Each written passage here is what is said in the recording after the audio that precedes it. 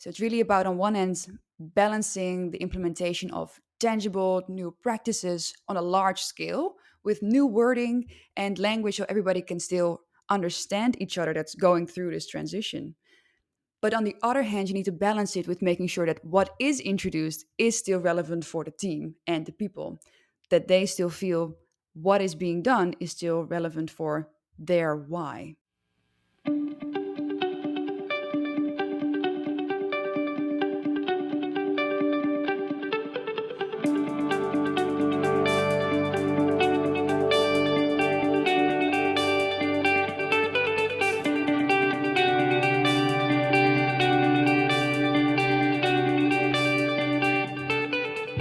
Hey, it's Yaniv, and my guest today on the School of Innovation podcast is Suzanne Vos.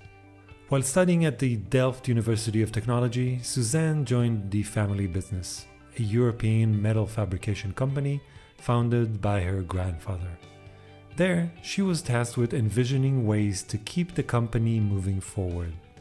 In the process, she learned how to solve complex problems and realized that running a company is more than technology and processes, it's about people too. Wanting to make a true impact, Suzanne made the transition into the corporate world. She joined ING, a global financial institution with a strategic priority of disrupting itself. In the client-facing business units, she learned the inner workings of a global bank and how to navigate the maze of a large multinational organization. During an overseas assignment to Singapore, she was offered the opportunity to stay and build ING Labs, a brand new business unit focused on establishing partnerships and building new technology-driven companies that go beyond traditional banking products. Today, Suzanne coaches individuals and teams to launch, accelerate, and scale their businesses using elements from agile, design thinking, and lean startup. In addition to her coaching role with ING Labs, she also brings the growth mindset and tools of these methodologies to the rest of the wholesale banking business in Asia Pacific. Please welcome Suzanne Vos. Hey Suzanne, welcome back to school. Thank you. I'm excited. I'm excited to have you here.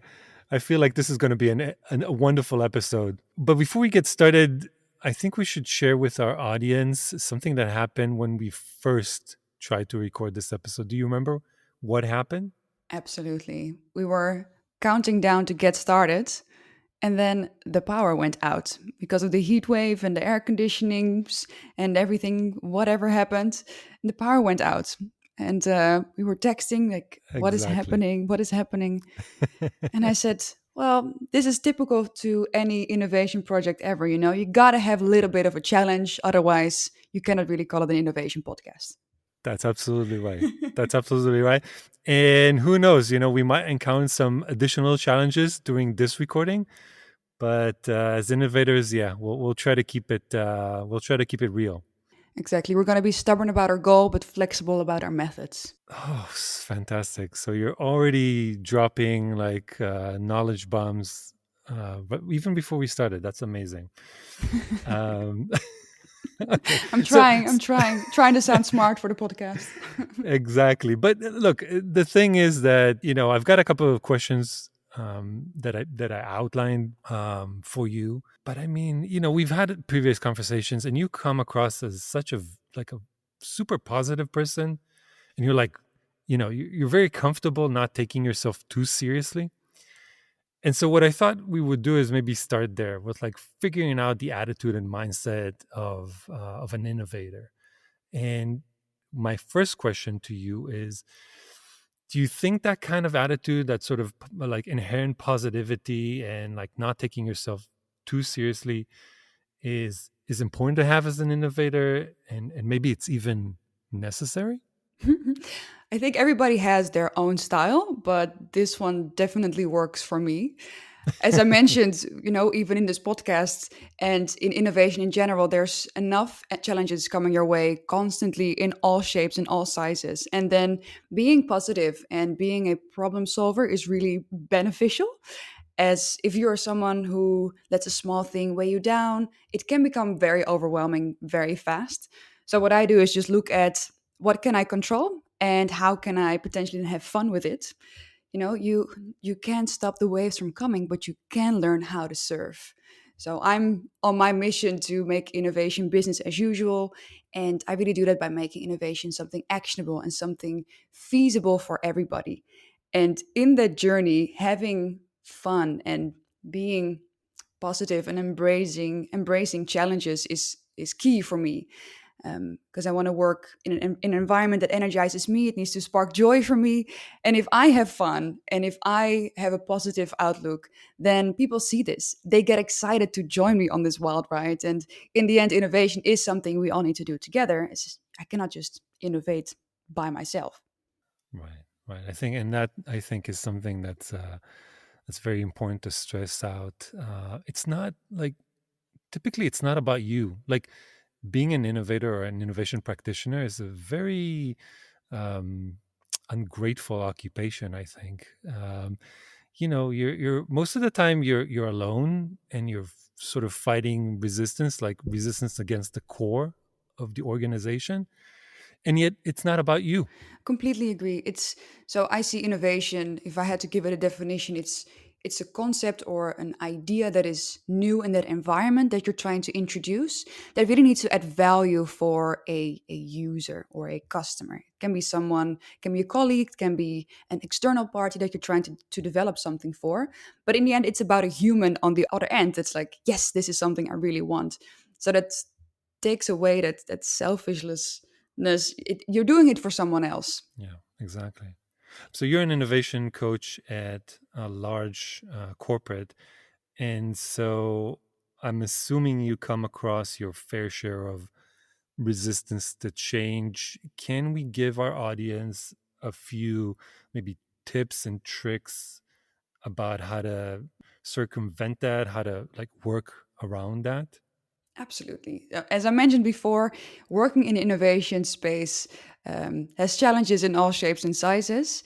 And for me, really, the first step is always gathering evidence before diagnosing where this resistance is actually coming from.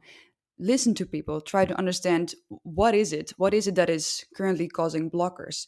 Is it that they had a previous bad experience with an innovation project or an innovation concept, or do they perceive it as something new and risky, or is it unclear to them what the value is, or it's not a priority? And this list goes on and on and on.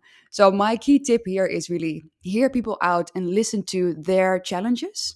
This usually already takes away a lot of the resistance, because the key blocker for most people is if they don't feel heard or seen, then they also won't feel that they can make an impact if they embrace change, if they embrace innovation. So once you've listened to people and gather all this evidence, then you can identify what the underlying problems are for this resistance and you can address it adequately. Again, it's about being stubborn. What do you want to achieve? And then how do you get there? You first diagnose before you prescribe the medication. So it's this ongoing journey where you continuously need to listen.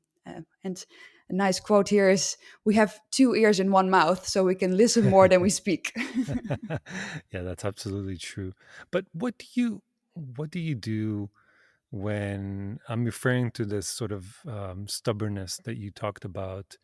What do you do when like something is maybe the wrong move or what the right move is, but your client, whether it's a business unit or maybe, it's another stakeholder, they just won't listen. How do you get them around? It really depends on the situation. It depends on the size as well. What I try to do always is identify the assumptions. And assumptions are things that we believe are true, but we don't have any evidence for.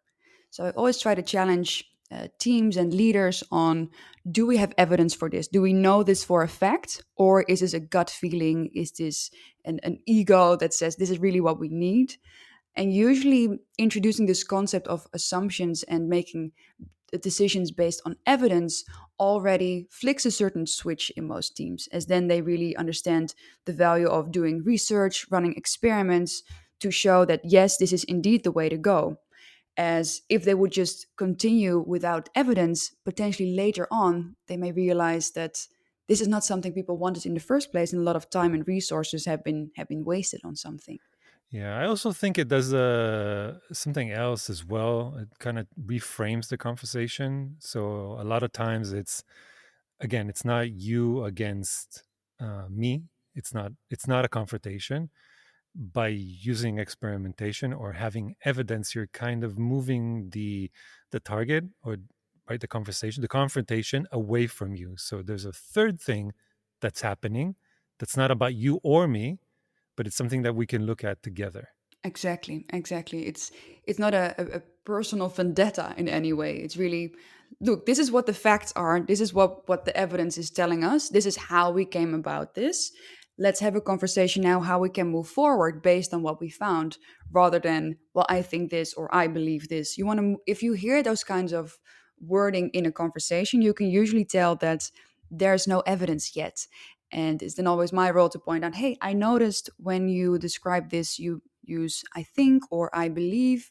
Can we get to the point where we can say, I know for a fact that this is the case because we have the evidence to support it? Yeah.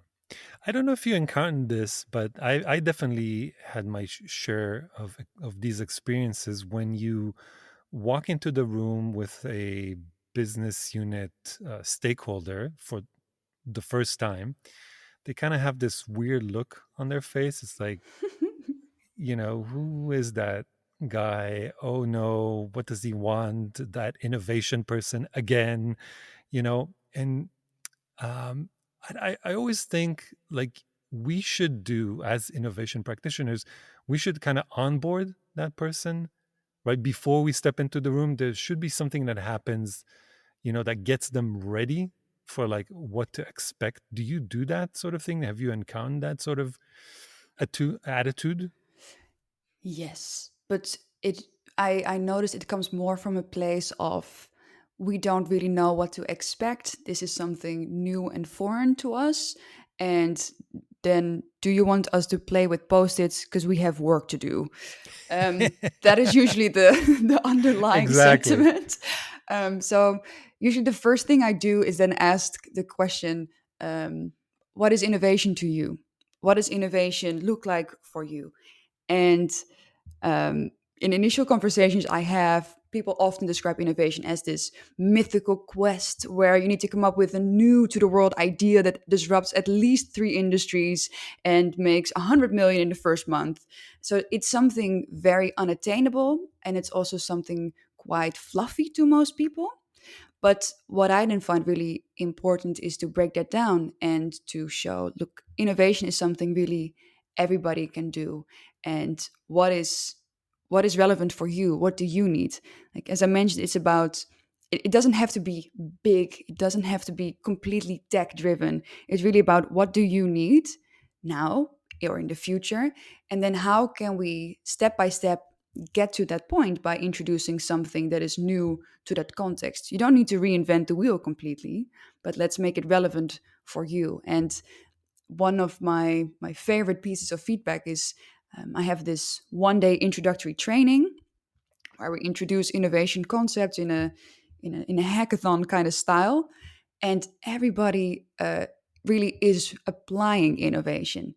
And at the end, if it says, "Wow, I didn't know, but I can do innovation too," and at the end of the day, I had a prototype, that is really what I do it for, because it's then really demystified and it's actionable, and people understand how they can innovate. Did you ever use a different word for what you do instead of innovation? Have you, just curious, have you played around with different ways of framing what you do? Yes, and I'm still experimenting with this. I'm also trying to gather evidence for what resonates most with people. I've tried, well, just in general, change, introducing change, different ways of working. I have a systems engineering background, so sometimes I also try to approach it from a systems design perspective or more of a holistic design perspective. So I'm trying around different things. I think innovation at this moment in time resonates most with people, as it is something that is high on the agenda everywhere. But again, innovation then looks different for everybody. But if you or anybody else who's listening to this podcast has a recommendation, please let me know. I'm happy to throw it into the experimentation loop. That's a great suggestion. Absolutely. Leave us a comment, email us, whatever you need to do. LinkedIn, react to the Yes, posts on LinkedIn under this podcast. I'm assuming there will be one. exactly. Exactly. I want to throw you a curveball. I want you to imagine that tomorrow you suddenly had to start all over again, doing what you do, but in a different corporate with no innovation function. Okay, they do not have any innovation program, department, person, whatever. Mhm. Do you focus first on attitude, mindset, that sort of thing, or how would you go about it? I think mindset is fundamental, as ultimately that drives our value structures and what people believe is true, and it drives the behaviors that you want to see, and that ultimately then reflects an innovation culture. So what I've seen in the past is the introduction of new tools or hip new vocabulary, but people don't stick with this if they don't understand why they're doing this in the first place, or why they should be doing this in the first place. So there's no point to just introducing tools if people don't understand first why and how it's relevant for them.